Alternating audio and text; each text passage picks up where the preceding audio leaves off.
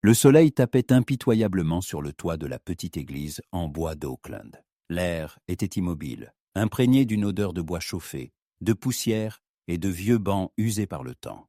Les enfants, vêtus de leurs plus beaux habits du dimanche, retenaient difficilement leur rire, tandis que les femmes s'éventaient, s'efforçant de ne pas transpirer. Les hommes se tenaient le long des murs, le visage sévère, mais les yeux pétillants de curiosité. C'était le mariage le plus attendu à Oakland depuis 10 ans. La mariée, Evelyn, se tenait devant l'autel. Sa robe immaculée, taillée dans une soie précieuse, se détachait sur l'intérieur poussiéreux comme une fleur dans le désert. Elle était d'une beauté époustouflante. Ses cheveux sombres relevés en un chignon soigné, son visage pâle légèrement rougi. Ses yeux, profonds comme des lacs de montagne, étaient baissés. Evelyn semblait si douce, si fragile.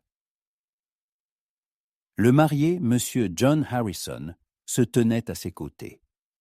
C'était un véritable gentleman, grand, large d'épaules, avec une épaisse barbe noire et des yeux qui semblaient tout voir. Il était nouveau à Oakland, mais avait rapidement gagné la confiance des habitants, devenant l'un des propriétaires terriens les plus respectés. Il était l'incarnation du rêve américain, un homme qui s'était fait lui-même. Et maintenant, il allait épouser la plus belle fille du comté. Le pasteur, un vieil homme à la barbe grise, lisait les vœux, sa voix tremblante d'émotion. « Chers frères et sœurs, commença-t-il, nous sommes réunis ici aujourd'hui pour… » Mais il n'eut pas le temps de finir. Evelyn leva la tête. Dans ses yeux, qui étaient baissés, brûlait maintenant un feu froid. Elle regarda John. Sa main descendit lentement, presque imperceptiblement, vers l'ourlet de sa robe. John remarqua ce mouvement, mais trop tard. « Tu l'as tué, John. » Sa voix était douce, mais elle résonna dans toutes. L'église. « Tu as tué mon frère. » Un silence de mort s'abattit sur l'église. Les femmes cessèrent de s'éventer. Les enfants restèrent immobiles. Tous les regards étaient rivés sur elle. John Harrison, qui avait toujours été si sûr de lui, pâlit soudainement. « Evelyn, qu'est-ce que tu… » commença-t-il, mais elle ne le laissa pas finir. « Je sais tout, John, » dit-elle. « J'ai vu comment tu as fait. Tu pensais que je ne le saurais pas? Tu pensais que j'oublierais comment tu as incendié notre maison et nous as laissé mourir dans les flammes? Tu pensais que je croirais à tes mensonges? » Dans sa main, comme sorti de nulle part, apparut un petit revolver brillant. Il était minuscule, presque un jouet, mais entre ses mains, il ressemblait à une arme de vengeance. Elle le leva, et le canon était dirigé droit sur la poitrine de John. « Ton frère était un joueur d'Eisenhower, » dit John, sa voix sèche. « Il a tout perdu et j'ai essayé de l'aider. J'ai essayé de le sauver. »« Tu ne l'as pas sauvé !» cria Evelyn. « Tu l'as tué, et tu as pris tout ce qui nous appartenait. » Elle appuya sur la gâchette. Le coup de feu fut fort, assourdissant. L'air sentit la poudre. John Harrison tomba à genoux, puis s'effondra sur le sol. Le sang se répandait sur sa chemise immaculée, comme une rose sombre. Evelyn se tenait au-dessus de lui, sa main tenant le revolver tremblant légèrement. Les larmes qu'elle avait si longtemps retenues coulèrent enfin sur ses joues, laissant des traces humides. « Maintenant nous sommes quittes, » murmura-t-elle, sa voix pleine de douleur. « Maintenant nous. » Sommes quittes. Elle se retourna et se dirigea lentement vers la sortie. Personne n'essaya de l'arrêter. Personne n'osa lever la tête. Ils la regardèrent simplement partir, dans sa robe blanche, maintenant tachée de sang et de poussière. Elle disparut dans la lumière aveuglante du soleil, ne laissant derrière elle que l'odeur de la poudre et un silence plus assourdissant que n'importe quel cri. Evelyn ne se retourna pas. Elle sentait tous les regards de l'église rivés sur son dos, mais ne les laissa pas l'arrêter. Ses jambes, semblait-il, bougèrent d'elles-mêmes, la portant à travers le silence, plus lourd qu'un cri. La robe de soie, symbole de bonheur un instant auparavant, était devenue une malédiction entravant ses mouvements. Elle jeta son voile, et il tomba sur le sol poussi de l'église comme un fantôme blanc. Dehors, elle sentit le soleil brûlant sur son visage, comme s'il tentait de laver le sang. mais le sang était à l'intérieur, dans son cœur, et aucun soleil ne pouvait le sécher. Elle marchait dans la rue principale, devant des portes et des fenêtres closes, d'où des yeux effrayés la regardaient. Tous ceux qu'elle avait connus toute sa vie lui étaient maintenant étrangers. Ils la voyaient, mais ne comprenaient pas. Ils voyaient une voleuse, une meurtrière, une folle. Mais aucun d'eux ne voyait Évelyne, qui tentait de sauver son âme. Elle s'approcha du hongre attaché près du saloon Red Bull qu'elle avait scellé la veille. C'était un cheval robuste et fort, qu'elle avait acheté quelques semaines auparavant, en secret, se préparant à ce qui allait arriver. Elle ne savait pas où elle irait, mais elle savait qu'elle devait partir. Elle sauta en selle, jetant sa jambe par-dessus. Sa robe se déchira, révélant ses jambes bronzées, mais elle s'en moquait. Elle frappa brusquement le cheval sur les flancs, et il s'élança, soulevant des nuages de poussière qui semblaient vouloir la rattraper. Elle galopait dans la rue, devant les fermes et les champs, devant les gens qui se tenaient en là comme des statues de pierre, à la regarder. Elle ne sentait pas le vent sur son visage. Elle ne sentait que la douleur. Une douleur plus forte que tout au monde. Une douleur qui la faisait avancer. Dans la ville, pendant ce temps, c'était le chaos. Le shérif John Brody, un homme grand et mince au visage fatigué, se tenait près du corps de John Harrison. Ses yeux étaient fermés, sa respiration saccadée. Il connaissait Évelyne depuis son enfance.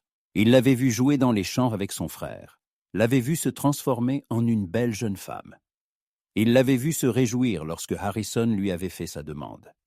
Et il ne pouvait pas croire qu'elle ait fait cela. Shérif, la voix rauque de l'adjoint, le tira de ses réflexions. Que devons-nous faire? Elle est partie. Le shérif ouvrit les yeux. Ils étaient pleins de tristesse. Rien, dit-il. Rien. Laissez-la partir. Mais c'est une meurtrière, dit l'adjoint. Ce n'est pas une meurtrière, répondit le shérif. C'est une victime. Il regarda le corps de Harrison. Il savait qu'il y avait quelque chose de tordu chez cet homme, quelque chose de froid, quelque chose de cruel. Il l'avait vu regarder les gens, il l'avait vu leur parler. Il avait vu que Harrison n'était pas celui qu'il prétendait être. Mais personne ne voulait l'écouter. Tous voyaient en lui un homme riche et respecté qui voulait aider la ville.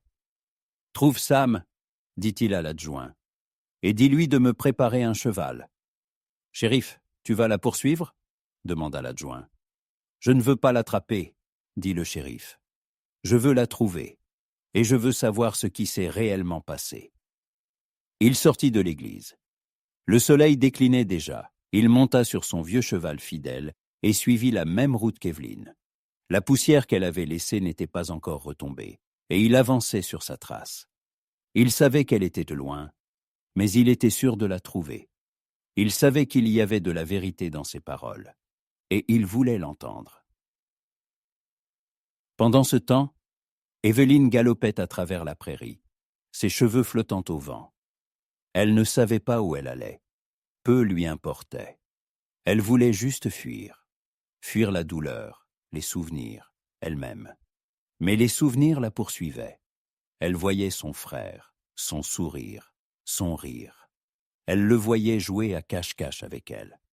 Elle le voyait brûler dans les flammes. Et elle entendait ses cris. Et elle savait qu'elle ne pourrait jamais l'oublier. Elle arrêta son cheval alors que le soleil était presque caché derrière l'horizon. Elle descendit de selle et ses jambes fléchirent. Elle était fatiguée, épuisée. Elle s'assit par terre et pleura. Elle ne pleurait pas de peur ni de chagrin. Elle pleurait de soulagement. Enfin, elle avait fait ce qu'elle devait faire. Elle s'était vengée. Et maintenant, elle était libre. Mais à quel prix? Elle leva la tête et son regard tomba sur le ciel étoilé, aussi beau que le jour où elle était heureuse. Elle ne savait pas ce que le lendemain apporterait, mais elle savait qu'elle avait fait le bon choix, et c'était tout ce dont elle avait besoin pour s'endormir. Le shérif Brody connaissait cette terre comme sa poche. Chaque creux, chaque colline, chaque buisson desséché, tout lui était familier. Il suivait la trace d'Evelyn, le cœur lourd. Il ne ressentait ni fureur ni désir de punir, seulement de la tristesse. Il connaissait Evelyn depuis l'enfance, l'avait vue, elle et son frère, quand ils n'étaient encore que des enfants. C'étaient des orphelins, mais ils ne se plaignaient jamais, restaient toujours unis. Il avait vu John Harrison arriver en ville, acheter une ferme, devenir un homme respectable. Mais Brody, avec ses années d'expérience, voyait dans ses yeux un éclat malveillant. Le shérif ne faisait jamais confiance aux gens qui obtenaient que le pouvoir trop vite et trop facilement. Le crépuscule tomba et l'air devint frais. L'odeur de l'absinthe et de la terre se mêlait à celle de la sueur de son cheval. Brody s'arrêta au sommet d'une colline et scruta la vallée. En bas, près du ruisseau, il aperçut une petite lumière. La fumée qui montait vers le ciel était fine, presque invisible.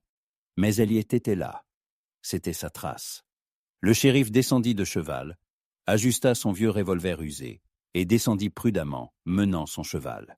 Il ne voulait pas l'effrayer. Il ne voulait pas qu'elle pense qu'il venait l'arrêter.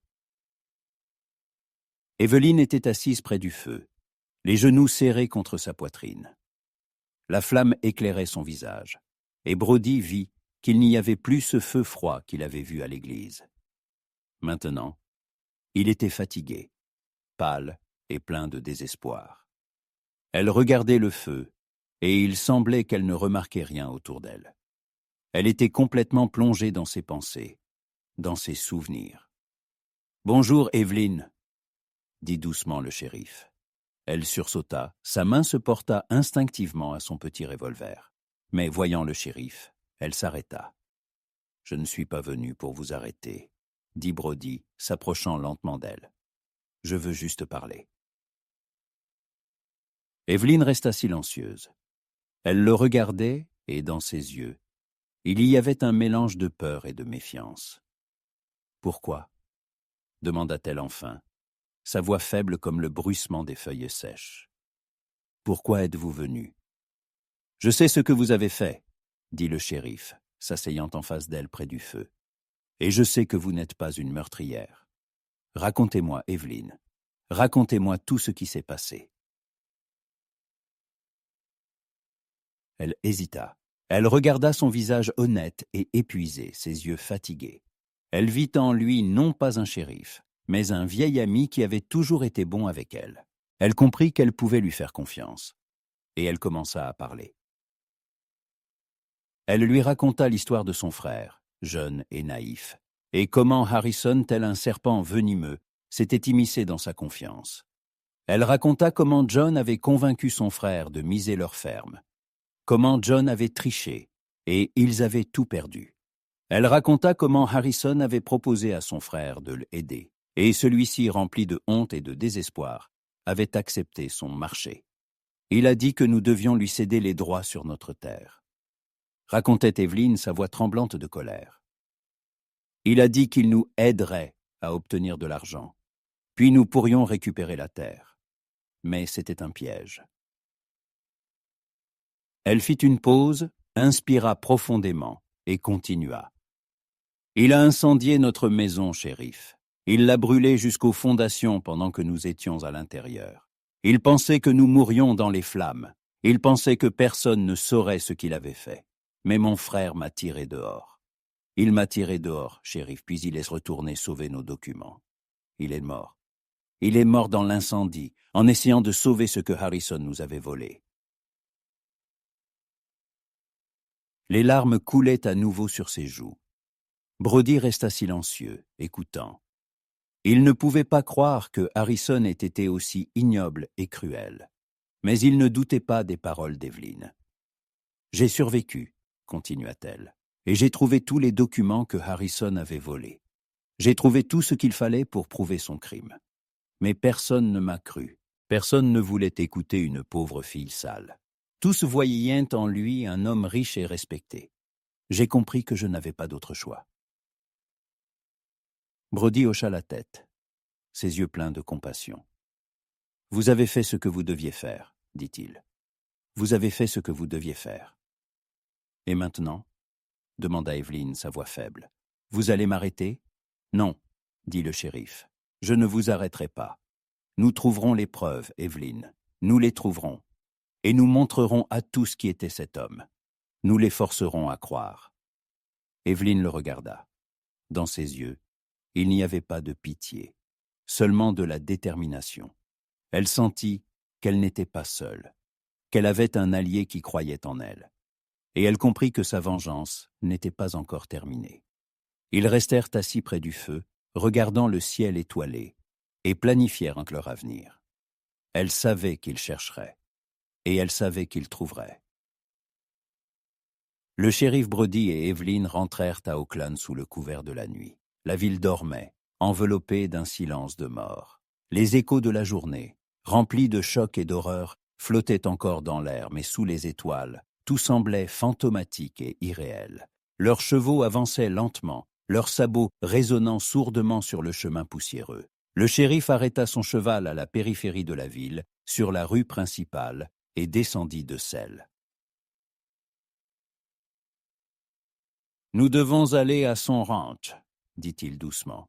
« S'il a des documents, ils sont probablement là. »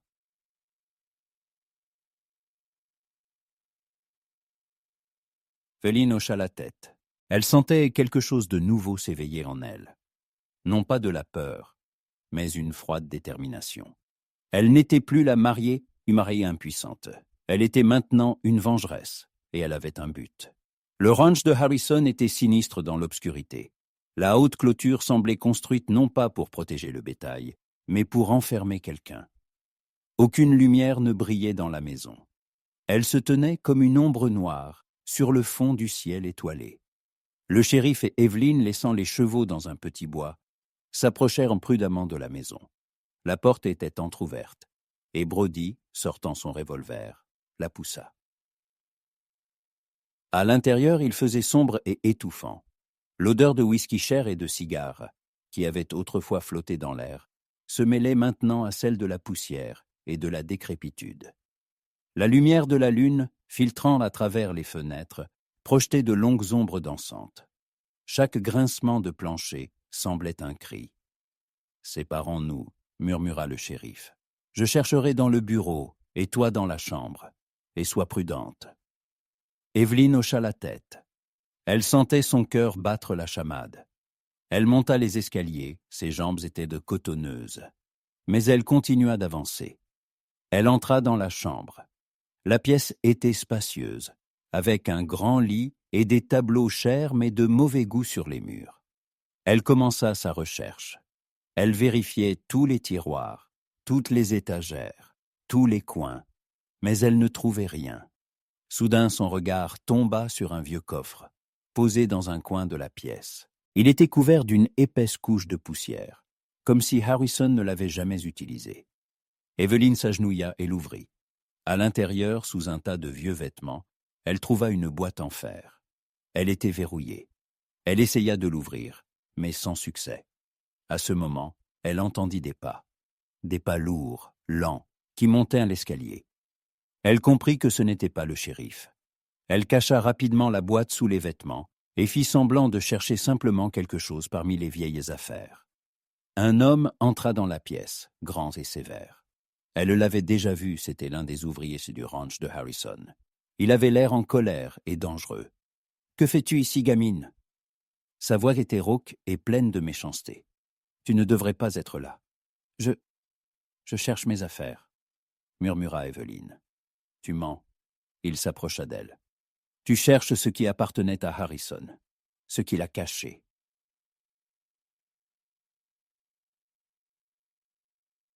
Il se pencha, et ses yeux, pleins de haine, la regardaient droit dans les siens.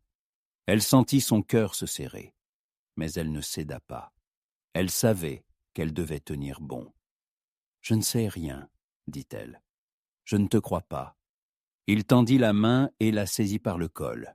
« Dis-moi ce que tu cherches, et je te laisserai partir. Sinon… » À ce moment, le shérif Brody fit irruption dans la pièce. « Lâche-la, Bill !» dit-il. Sa voix était calme, mais il y avait une note d'acier.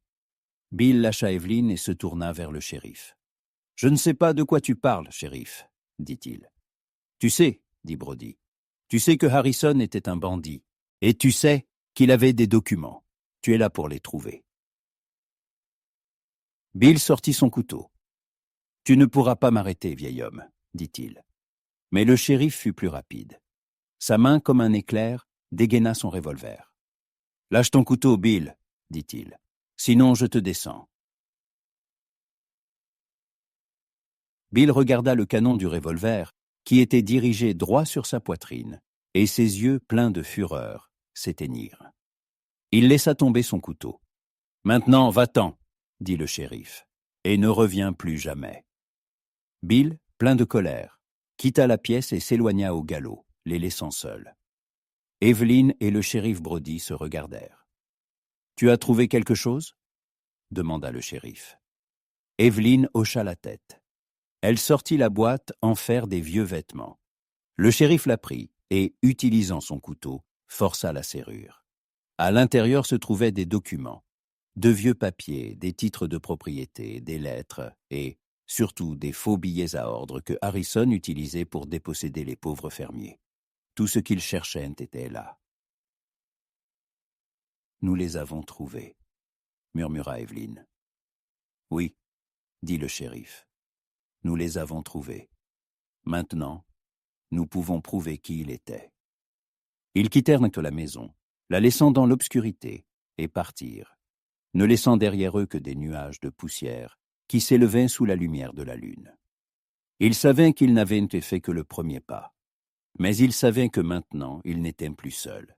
La nuit dans la prairie était froide et pleine de fantômes. Evelyn et le shérif Brody galopaient un côte à côte. Leurs chevaux soufflaient lourdement, et la lumière de la lune argentait la poussière qu'ils soulevaient. Dans les mains d'Evelyn, le coffre de fer cliquetait à chaque chaos.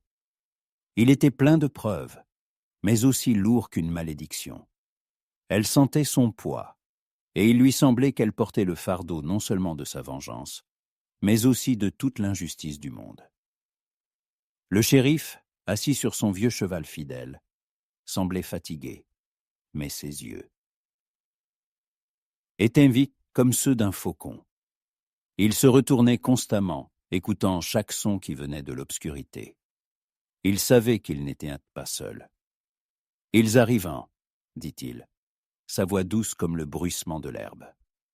Evelyn hocha la tête. Elle aussi l'entendait. Le bruit sourd des sabots qui devenaient de plus en plus forts. Ce n'étaient pas de simples bandits, c'étaient des chasseurs, et leur proie, c'était eux. « Allons dans le canyon !» dit le shérif, désignant la gorge sombre qui se profilait à l'horizon. Là, ils ne pourront pas nous encercler. Ils s'élancèrent et leurs chevaux, sentant le danger, volèrent comme le vent. Bientôt, ils furent dans le canyon. L'air y était froid et humide, et les parois, semblait-il, les pressaient de toutes parts. Sous la lumière de la lune, qui filtrait à travers l'étroite gorge, ils ressemblaient à des fantômes errants dans un labyrinthe. Ils roulèrent en silence, attentifs au moindre bruit. Le bruit des sabots derrière eux devenait de plus en plus fort, et ils comprirent qu'ils étaient rattrapés. Le shérif arrêta brusquement son cheval et descendit de selle. « Fuis, Evelyn, » dit-il, « je les retiendrai. »« Non, » cria-t-elle, « je ne vous laisserai pas. Tu dois. » Un soupçon de fureur traversa sa voix.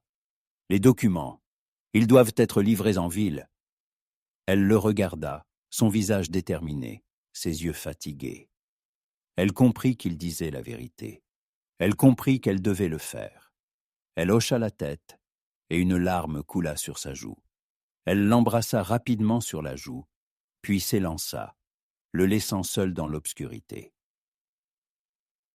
Le shérif Brody la regarda partir, puis se retourna vers ses poursuivants. Ils étaient nés 4. Devant, sur un cheval noir, galopait Bill, le visage plein de fureur. « Donne-moi la boîte, vieil homme !» cria-t-il. « Essaie d'abord de la prendre !» répondit le shérif, et un feu s'alluma dans ses yeux. La fusillade commença. Les balles sifflaient, ricochant sur les parois du canyon. Le shérif, tireur expérimenté, tirait avec précision et rapidité. Il toucha un bandit qui tomba de cheval, son cri résonnant dans tout le canyon. Bill et ses hommes, voyant leur ami mort, se cachèrent, mais ne se rendirent pas. Le shérif, profitant de l'occasion, se cacha derrière un gros rocher. Il savait qu'il ne pourrait pas résister longtemps. Il savait qu'il le tuerait. Mais il devait donner du temps à Evelyn. Pendant ce temps, Evelyn galopait à travers le canyon, son cœur battant la chamade. Elle entendait les coups de feu, et chacun d'eux, semblait-il, la transperçait. Elle ne savait pas ce qui arrivait au shérif, mais elle savait qu'elle devait continuer. Elle devait atteindre la ville. Finalement, elle sortit du canyon. Devant elle s'étendait le désert infini, et à l'horizon, les lumières de la ville étaient déjà visibles. Mais elle ne ressentait aucun soulagement. Elle ne ressentait que de la douleur et de la peur. Elle arrêta son cheval pour se reposer. Son cœur battait la chamade, et ses mains tremblaient. Elle sortit la gourde d'eau de sous la selle et prit une grande gorgée. Elle était couverte de poussière et de boue. Sa robe était déchirée, mais elle était vivante. Elle regarda en arrière vers le canyon, d'où résonnaient encore les échos des coups de feu. Elle ne savait pas si le shérif était vivant, mais elle savait qu'elle ferait tout ce qui était en son pouvoir pour prouver sa justesse. Elle remonta en selle et se dirigea vers la ville, ne laissant derrière elle que des nuages de poussière qui retombaient lentement sur le sol. Elle savait que la plus difficile des épreuves l'attendait. Non pas les bandits, non pas le désert, mais les gens qui ne voulaient pas la croire, les gens qui voyaient en elle une meurtrière. Et elle devait les forcer à croire. Elle devait les forcer à voir la vérité. Evelyn entra dans Oakland à l'aube. La ville dormait, enveloppée d'une lumière grise et terne, annonciatrice d'une nouvelle journée chaude. Mais pour Evelyn, ce jour n'était pas seulement nouveau. Il était décisif. Sa robe était déchirée et couverte de poussière, ses cheveux ébouriffés, et son visage était pâle et épuisé. Dans ses mains, elle serrait fermement la lourde boîte en fer, qui cliquetait à chaque irrégularité de la route. Ce n'était pas seulement un trésor, c'était sa seule chance. Elle se dirigea directement vers le bureau du shérif. La porte était fermée. Elle descendit de cheval, ses jambes flageolant de fatigue, mais elle trouva aussitôt la force de frapper. Personne n'ouvrit. Elle commença à crier. Sa voix, douce et tremblante, était pleine de désespoir. Mais personne ne répondit. Evelyn comprit que dans cette ville, elle était toujours une meurtrière, et personne ne voulait avoir affaire à elle.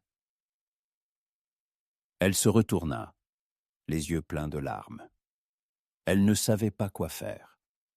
Elle était seule, et peut-être le shérif était-il mort. Elle ne pouvait pas revenir en arrière. Elle ne pouvait pas laisser tout ce qu'elle avait fait, et elle ne pouvait pas avancer. Elle se tenait au milieu de la rue, entourée de maisons silencieuses, et se sentait la personne la plus seule au monde.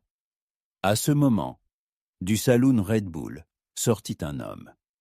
C'était un vieil homme qu'Evelyn connaissait depuis l'enfance. C'était un fermier, et son visage était sillonné de rides, comme un champ desséché. Il la regarda, et dans ses yeux, il n'y avait ni peur ni colère, seulement de la curiosité et quelque chose qui ressemblait à de la compassion. « Que fais-tu ici, enfant ?» demanda-t-il. « J'ai apporté les preuves, » murmura-t-elle. Il n'était pas ce qu'il prétendait être. C'était un meurtrier, et je le prouverai. Le vieil homme la regarda, puis la boîte en fer qu'elle tenait dans ses mains. « Viens, dit-il, je viens avec toi. » Ils marchèrent dans la rue, et d'autres personnes les rejoignirent. Ils sortaient de leur maison, et leurs yeux, pleins de méfiance, regardaient Evelyn puis la boîte en fer. Des murmures se répandirent dans la rue, comme un écho. Ils entrèrent dans le palais de justice, où quelques personnes s'étaient rassemblées. Au centre de la salle, derrière une table, était assis le maire, et autour de lui, quelques hommes qui semblaient en colère et dangereux. C'étaient les acolytes de Harrison, Evelyn comprit qu'il l'attendait. « Te voilà meurtrière, » dit l'un d'eux, sa voix pleine de méchanceté. « Nous savions que tu reviendrais. »« Je ne suis pas une meurtrière, » dit Evelyn, sa voix était ferme. « Je suis venue prouver la vérité. »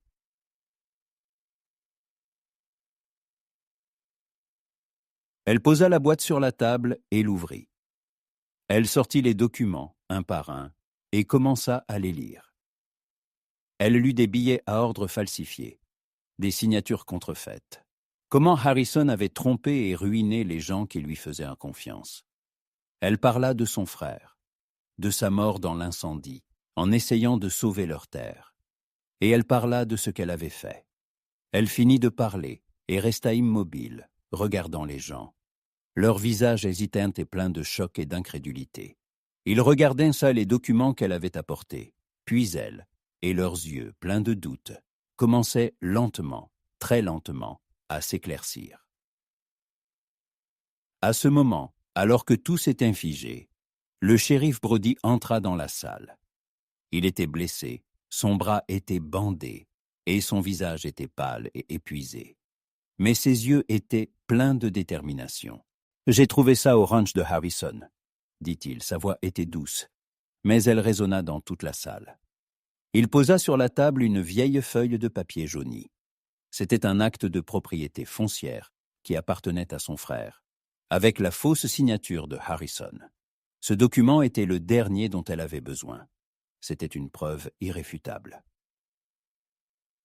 Les gens dans la salle de tribunal, qui quelques minutes auparavant étaient prêts à lyncher Evelyn, la regardaient maintenant avec respect et compassion. Ils voyaient non pas une meurtrière, mais une héroïne. Elle avait fait ce qu'aucun d'entre eux n'avait pu faire. Elle avait tout risqué pour trouver la vérité. Evelyn regarda le shérif, et un sourire apparut sur son visage. Un sourire plein de soulagement et de gratitude. Il avait tenu sa promesse. Il l'avait cru. Elle fut acquittée. Et maintenant, la justice ayant triomphé, elle pouvait enfin aller de l'avant. Elle pouvait enfin oublier le passé et commencer une nouvelle vie. Elle était assise sur le porche du bureau du shérif, et il était assis à côté d'elle. Ils ne dirent pas un mot.